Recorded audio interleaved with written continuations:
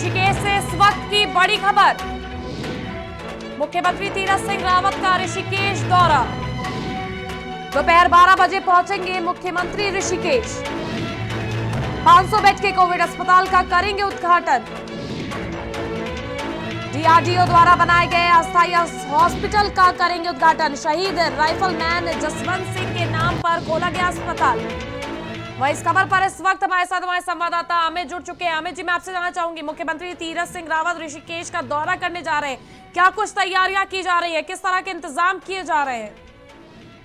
जी, जैसे कि बताना चाहूंगा कि ऋषिकेश में मुख्यमंत्री तीरथ सिंह रावत का दौरा है और 12 बजे ये डीआरडीओ द्वारा बनाए गए जो 500 बेड का अस्पताल है उसका उद्घाटन करने आ रहे हैं। और लगातार यहाँ पर पुलिस चौकन्ना है, सभी तरीके से अलर्ट जारी कर दिया गया है और सब तरीके की सुरक्षा इंतजाम कर दिए गए हैं। और अभी सीएम कुछ देर में यहाँ पर आएंगे और 500 बेड का जो अस्पताल अस्थायी अस्पताल बनाया गया उसका उद्घाटन करेंगे। और जो बताना चाहूंगा कि जो ये 500 बेड का अस्थायी अस्पताल बना है, जो बेस अस्पताल बनाया गया है, इससे जनता को काफी राहत मिलने वाली है।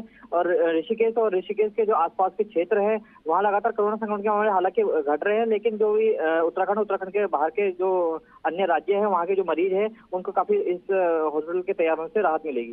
बिल्कुल अमित, लेकिन जिस तरह से कोरोना की बात करी आपने कि आंकड़े कहीं ना कहीं एक और घट रहे हैं, मृत्यु दर भी क्या घट रही है? ऋषिकेश में किस तरह के हालात इस वक्त हम देख सकते हैं? कोरोना को लेकर किस तरह की रिपोर्ट सामने आ रही है? क्या कोविड केसेस घट रहे हैं और मृत्यु दर भी, क्या उसमें भी कमी दर्ज की गई है? जी, जैसा कि देखा जा रहा है कि कर्फ्यू लगातार सरकार द्वारा कर्फ्यू आगे बढ़ाया जा रहा है, हर हफ्ते आगे बढ़ाया जा रहा है और कर्फ्यू का लोग कहीं ना कहीं पालन भी कर रहे हैं। कुछ लोग हैं जो अनावश्यक रूप से घूम रहे हैं, उनके खिलाफ दंडात्मक कार्रवाई भी हो रही है, लेकिन कर्फ्यू का कहीं ना कहीं असर देखने को मिल रहा है। जो कोरोना संक्रमण के मामले हैं वो तो उसमें थोड़ा हल्का सा कमी आई है। और लेकिन घबराने वाली बात तो ये है कि जो ब्लैक फंगस से अब कोरोना संक्रमण में थोड़ा सा रोकथाम का मामला सामने आया है, तो दूसरी ओर ब्लैक फंगस के मामले तेजी पकड़ रहे हैं। ऋषिकेश एम्स में अभी ब्लैक फंगस के मामले लगभग 100 के पास आंकड़ा पहुंचने वाला है, जिसको लेकर लोगों में काफी भय है। तो ऋषिकेश में जैसा कि आपने हमें रिपोर्ट दी कि 100 मामले इस वक्त दर्ज किए जा चुके हैं ऋषिकेश एम्स में ब्लैक फंगस के, तो उसको लेकर भी किसी तरह की तैयारियां की जा रही है क्या? ब्लैक फंगस को लेकर बेड की सुविधा बढ़ाने पर विचार किया जा रहा है? जी, जैसा कि ऋषिकेश एम्स के प्रशासन द्वारा जानकारी मिली है कि ब्लैक फंगस के मरीजों के लिए 2 बेड का स्पेशल वार्ड तैयार किए जा रहे हैं और तैयार कर दिए गए हैं, जो कि केवल ब्लैक फंगस के जो मरीजों के ग्रसित मरीज है उनके लिए उपचार के लिए रिजर्व रहेंगे। साथ में उनके लिए 2 कैटेगरी बनाई गई है, एक कोरोना और एक नॉन कोरोना पॉजिटिव कैटेगरी बनाई गई है, जिसमें कि मरीजों को अलग अलग तरीके से उपचार मिलेगा। और 2-3 मरीज जो है कि वो डिस्चार्ज होकर घर भी जा चुके हैं, सही हो चुके हैं, लेकिन वहीं लगातार ब्लैक फंगस के कि कुछ परसेंटेज मृत्यु के मामले भी सामने पे आ रहे हैं। और एम्स अपने प्रशासन पूरी तरीके से अपने चौकन्ना है और अलर्ट है इस चीज को लेकर। और जितनी सुविधाएं, स्वास्थ्य सुविधाएं बेहतर हो सके, वो स्पेशल डॉक्टरों की 15 सदस्यीय टीम वहां पर लगाई गई है। ठीक है, बहुत बहुत शुक्रिया अमित जी हमारे साथ जुड़ने के लिए और तमाम जानकारी साझा करने के लिए। जिस तरह से बताया कि डीआरडीओ द्वारा बनाया गया अस्थायी हॉस्पिटल जिसमें 500 बेड की सौगात मिलने वाली है, तो उसको लेकर आज उद्घाटन करने तीरथ सिंह रावत जो है वो ऋषिकेश पहुंच रहे हैं। हालांकि लगातार कोरोना को लेकर मामले घट रहे हैं, लेकिन जिस तरह से ब्लैक फंगस के मामले भी उजागर हो रहे हैं, 100 मामले ऋषिकेश एम्स में सामने, उसको लेकर भी तैयारियां की जा रही है। वहीं अगली बड़ी खबर इस वक्त की सूत्रों के हवाले से बड़ी खबर सामने आ रही है। यूपी की राजनीति में हो सकता है बड़ा फेरबदल। अरविंद शर्मा बन सकते हैं उप मुख्यमंत्री। केशव प्रसाद मौर्य दोबारा बन सकते हैं प्रदेश अध्यक्ष। वहीं स्वतंत्र देव भी हो सकते हैं कैबिनेट में शामिल। तो 28-29 को मंत्रिमंडल का विस्तार संभव। 28-29 तारीख में मंत्रिमंडल का विस्तार संभव, इस बात की जानकारी मिल रही है। वहीं सूत्रों के हवाले से हम आपको लगातार इस बात की खबर बता रहे हैं कि केशव प्रसाद मौर्य दोबारा प्रदेश अध्यक्ष बन सकते हैं। स्वतंत्र देव सिंह को भी कैबिनेट में शामिल किया जा सकता है। डॉक्टर दिनेश शर्मा भी कहीं ना कहीं उप मुख्यमंत्री बनाए जा सकते हैं। ये तमाम खबर सामने आ रही है। वहीं इस वक्त हमारे साथ इस खबर पर हमारे सहयोगी शहबाज खान जुड़ चुके हैं। शहबाज जी, मैं आपसे जानना चाहूंगी, मंत्रिमंडल का विस्तार होने वाला है, उससे पहले सूत्रों के हवाले से जिस तरह से खबर सामने आ रही है कि अरविंद शर्मा मुख्यमंत्री बन सकते हैं, तो क्या कुछ लग रहा है आपको, किस तरह का फेरबदल हो सकता है? जी, आपको बताना चाहूँगा कि काफ़ी दिनों से भाजपा के मंत्रिमंडल के विस्तार के लिए काफ़ी चर्चाएं हो रही थी और इसके बाद जब पंचायत चुनाव के नतीजे आए जिसमें भाजपा को कहीं न कहीं एक झटका देखने को मिला। भाजपा की जो सीटें थी वो कहीं न कहीं कम हुई और जो कोरोना की जो दूसरी लहर में जितने भी सांसद थे, विधायक थे जिन्होंने सही तरीके से काम नहीं किया था और जिसकी वजह से बीजेपी की जो छवि है वो खराब हुई है, धूमिल हुई है। और बताना चाहूँगा कि विधानसभा के जो चुनाव हैं वो भी आने वाले साल भर से कम का वक्त बचा है, जिसको देखते हुए बीजेपी ने अभी से अपनी कमर कसना शुरू कर दी है। बताना चाहूंगा कि दिल्ली में जो भाजपा और संघ के बीच जो हाई लेवल मीटिंग हुई थी उसमें फैसला लिया गया था कि जो यूपी का मंत्रिमंडल है उसमें बड़ा फेरबदल करने की बहुत जरूरत है। खास तौर पे जो नौकरशाह से अभी नेता नगरी में आए AK शर्मा जो PM मोदी के बहुत ही खास माने जाते हैं, उनको जो है डिप्टी CM का जो पद है वो दिया जा रहा है, यूपी में जिम्मेदारी संभालने की दी जा रही है। और जो प्रदेश अध्यक्ष का भी जो पद है उसमें भी बहुत बड़ा फेरबदल देखने को मिलेगा आने वाले दिनों में। ऐसा माना जा रहा है कि केशव प्रसाद मौर्य जो डिप्टी CM अभी तक उत्तर प्रदेश के थे, उनको प्रदेश अध्यक्ष का पद दिया जा रहा है। और हालांकि स्वतंत्र देव सिंह जो इससे पहले प्रदेश अध्यक्ष अभी भी हैं मौजूदा समय में, उनको मंत्रिमंडल में रखा गया है, लेकिन उनसे प्रदेश अध्यक्ष का जो पद है वो छीना जा रहा है। कहीं ना कहीं बीजेपी जो है वो किसी भी तरीके की जो वो लापरवाही है, वो चाहे जितना भी बड़ा नेता हो वो बर्दाश्त नहीं करने वाली है, क्योंकि बहुत ही कम समय बचा है विधानसभा चुनाव में। उत्तर प्रदेश बहुत बड़ा चुनाव होता है उत्तर प्रदेश का, काफी मेहनत करनी पड़ती है, जिसको देखते हुए भाजपा ने अभी से अपनी कमर कसना शुरू कर दी है। क्योंकि जिस तरीके से भाजपा को एक के बाद एक झटके देखने को मिल रहे हैं, कहीं ना कहीं बीजेपी जो है वो अभी से ये सोच रही है कि अगर तैयारी अभी से नहीं की गई तो आने वाले दिनों में इसके परिणाम और भी बुरे भुगतने पड़ सकते हैं।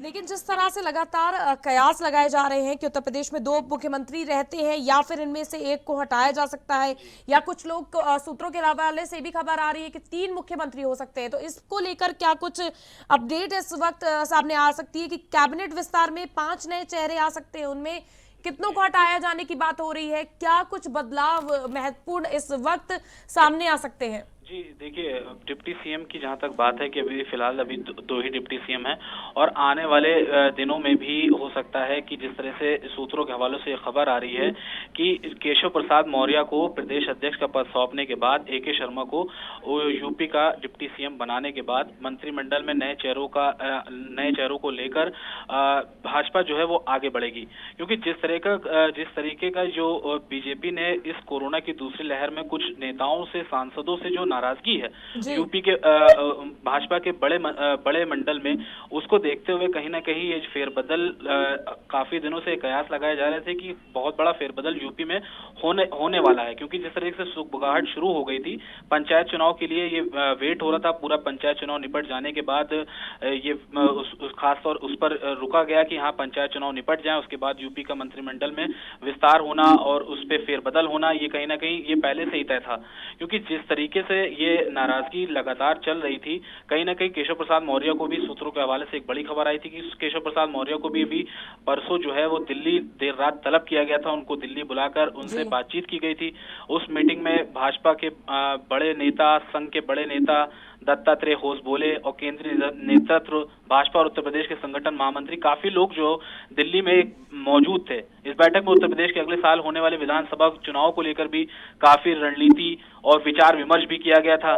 साथ ही साथ इस बैठक में आपको ये भी बताना चाहूंगा कि इस बैठक में क्या कोरोना की जो दूसरी लहर थी, जिससे उत्तर प्रदेश की जो सरकार है उसकी छवि जो धूमिल हुई है, उस पर भी ये चर्चा हुई कि क्या कमियां रह गई और आने वाले समय में क्या इसमें करना है, इसको लेकर भी चर्चा हुई। बिल्कुल शहबाज खान, जिस तरह से आपने बताया कि कोरोना में कहीं ना कहीं सरकार की छवि धूमिल हुई थी, उसके बाद जिस तरह से SK शर्मा का जो कार्य था कोविड को लेकर और कोविड कंट्रोल को करने के लिए उनकी जो सराहना पिछले दिनों प्रधानमंत्री नरेंद्र मोदी द्वारा भी की गई, तो क्या लगता है कि उसके वजह से भी कहीं ना कहीं उन्हें उप मुख्यमंत्री का पद दिए जाने के जो कयास लगाए जा रहे हैं वो भी हो सकते हैं? जी बिल्कुल, जिस तरह पूर्वांचल को कोरोना से आपदा की जो जिम्मेदारी उन्होंने AK शर्मा ने संभाली थी, 20 जिलों के साथ बनारस के उन्होंने मतलब देखा था, उन्होंने संभाला था, और इनके काशी मॉडल को जो प्रधानमंत्री नरेंद्र मोदी ने पूरी तरीके से सराहा था, उन्होंने इसकी तारीफ करी थी कि जिस तरह से AK शर्मा ने पूर्वांचल में इस तरह की जिम्मेदारी संभाली, उसको देखते हुए भी ये तय था कि कहीं ना कहीं जो AK शर्मा है उनको इस तरह की जिम्मेदारी दी जाएगी, क्योंकि AK शर्मा देर रात दिल्ली से लखनऊ आते हैं, लखनऊ से CM योगी से मिलते हैं और उनसे मिलने के बाद ही तुरंत बाद ये खबर आ जाती है कि मंत्रिमंडल में बड़ा फेरबदल होना तय है। बिल्कुल। कहीं ना कहीं ये संभावना पहले से ही थी, और जब AK शर्मा जो थे वो प्रधानमंत्री मोदी से मिलते हैं। SK शर्मा को कहीं ना कहीं इस बात को लेकर भी बहुत बहुत शुक्रिया शहबाज खान हमारे साथ जुड़ने के लिए। तो SK शर्मा जिस तरह से पूर्वांचल में उनका रोल मॉडल कोविड को लेकर उन्होंने दर्शाया था, उसको लेकर भी राजनीति के बाजार गर्म है कि उन्हें उप मुख्यमंत्री का पद दिया जा सकता है।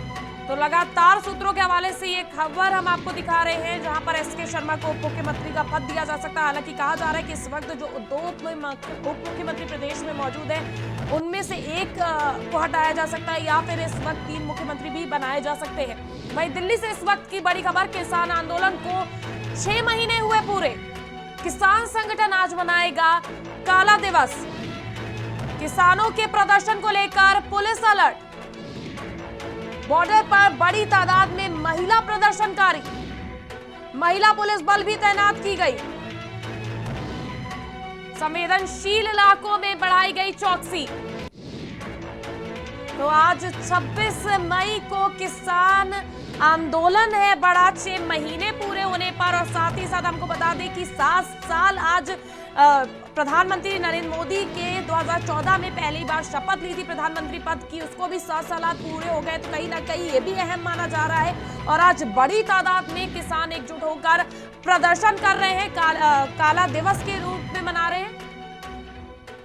वहीं इस खबर पर इस वक्त हमारे साथ हमारे सहयोगी शहबाज खान जुड़ चुके हैं। शहबाज जी, मैं आपसे जानना चाहूंगी किस तरह की ग्राउंड रिपोर्ट सामने आ रही है किसान आंदोलन को लेकर, इस वक्त के क्या हालात है, क्या जो जिस तरह से 6 महीने पूरे होने पर किसान आंदोलन शांतिपूर्ण तरीके से मनाने का और सिर्फ काला झंडा लहराने की बात की गई थी, क्या उस तरह के हालात देखने को मिल रहे हैं?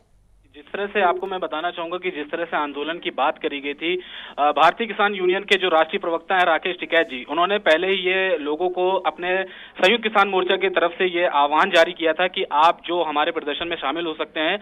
उन लोगों को उन्होंने पहले ही कह दिया था कि आप जो है काला झंडा चाहे गाड़ी पे लगाएं, चाहे अपने घरों पर लगाएं, और इसके जरिए आप सरकार के खिलाफ, केंद्र सरकार के खिलाफ हमारे साथ विरोध प्रदर्शन अपना जो है वो दर्ज कराएं। कहीं ना कहीं किसान आंदोलन को आपको बताना चाहूंगा कि आज 6 महीने पूरे हो रहे हैं, और किसान इसको काले दिवस के रूप में मना रहा है आज। और पूरे देश भर में जो ये प्रदर्शन है किसान संयुक्त किसान मोर्चा की तरफ से, इसमें कहीं ना कहीं विपक्ष भी पूरी तरीके से शामिल है। जब संयुक्त किसान मोर्चा ने 26 तारीख को ऐलान कर दिया था कि वो प्रदर्शन करेंगे, उसी दौरान करीब 12 बड़े दल कांग्रेस समेत उन लोगों ने ये लेटर जारी किया था कि वो किसानों के साथ हैं और किसानों की इस लड़ाई में वो कंधा से कंधे मिलाकर खड़े हुए हैं। जी ठीक है, बहुत बहुत शुक्रिया शहबाज हमारे साथ जुड़ने के लिए। तो जिस तरह से हम आपको लगातार बता रहे हैं कि किसान आज अपना आंदोलन के जरिए अपना एक बार फिर से अपने आप की ताकत जो है वो दर्शाने का सरकार को, केंद्र सरकार को साफ तौर पर आह्वान किया गया है।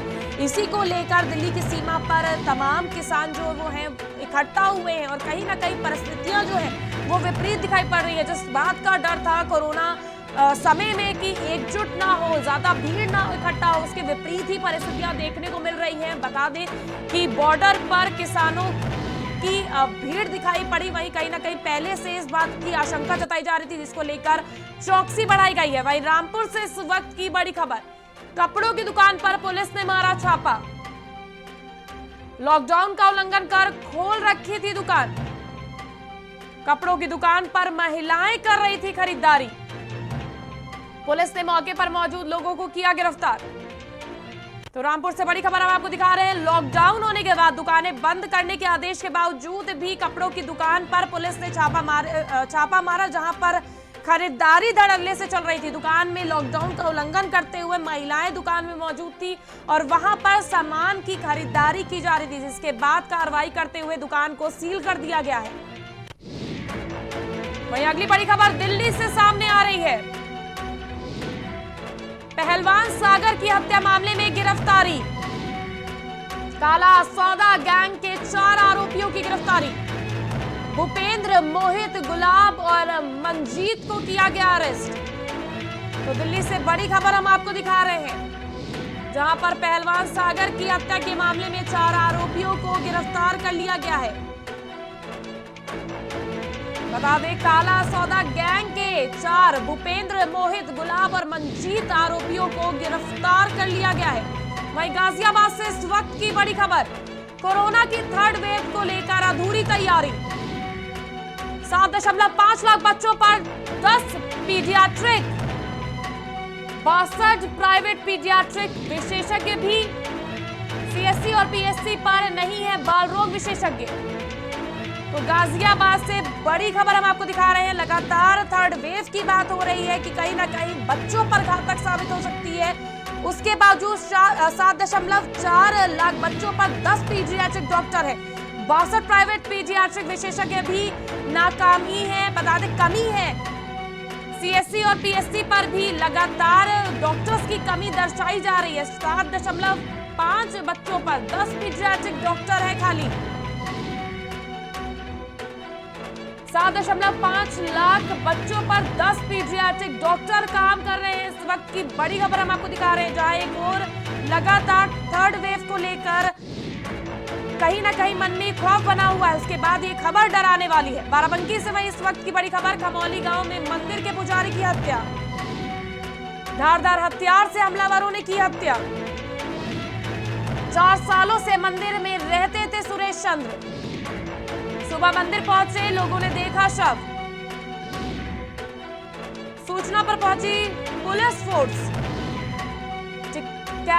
टिकैत नगर थाने की ग्राम खमौली का पूरा मामला हम आपको बता रहे हैं, जहां पर मंदिर के पुजारी की हत्या कर दी गई है। जब सुबह सुबह मंदिर में दर्शन करने दर्शनार्थी पहुंचे तो उन्होंने पुजारी का शव देखा। उसके बाद पुलिस को सूचना दी गई, जिसके आधार पर पुलिस ने कार्रवाई शुरू कर दी है। 4 सालों से मंदिर में रहते थे पुजारी सुरेश चंद्र। बड़ी खबर हम आपको दिखा रहे हैं, बाराबंकी में पुजारी की हत्या का मामला सामने आया है।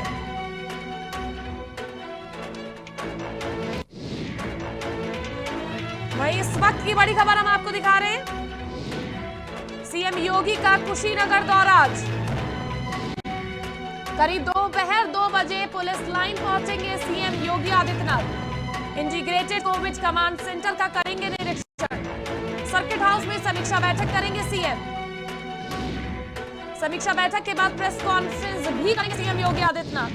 तो लगातार ग्राउंड पर उतरकर CM Yogi Adityanath covid care centers, control room का जायजा ले रहे हैं। इसी क्रम में कुशीनगर का दौरा आज है। दोपहर 2 बजे सीएम योगी आदित्यनाथ कुशीनगर में कोविड कमांड रूम और इंटीग्रेटेड सेंटर का वो निरीक्षण करेंगे। साथ ही साथ सर्किट हाउस में भी समीक्षा बैठक करेंगे। इसके बाद प्रेस वार्ता भी करेंगे, पत्रकारों को संबोधित करेंगे।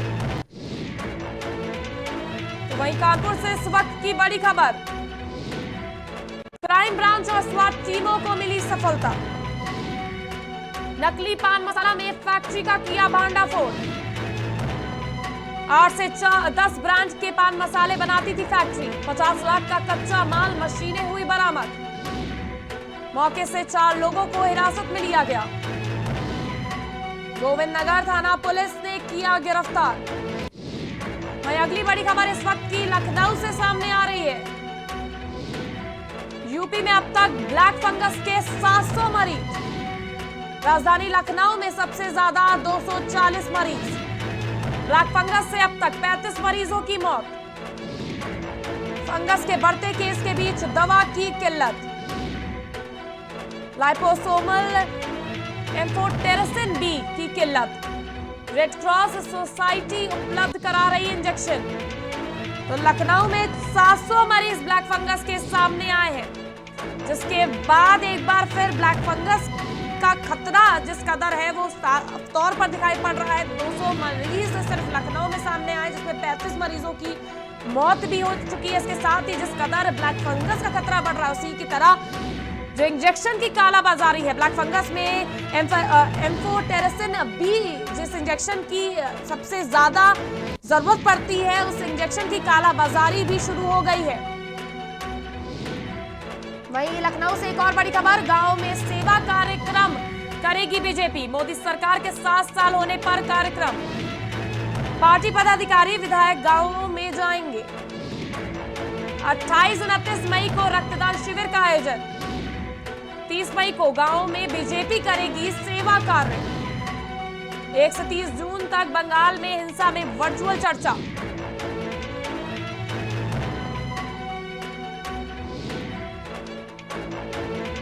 तो गांव में सेवा कार्यक्रम बीजेपी के द्वारा किया जाएगा। मोदी सरकार के 7 साल होने पर यह कार्यक्रम किया जा रहा है।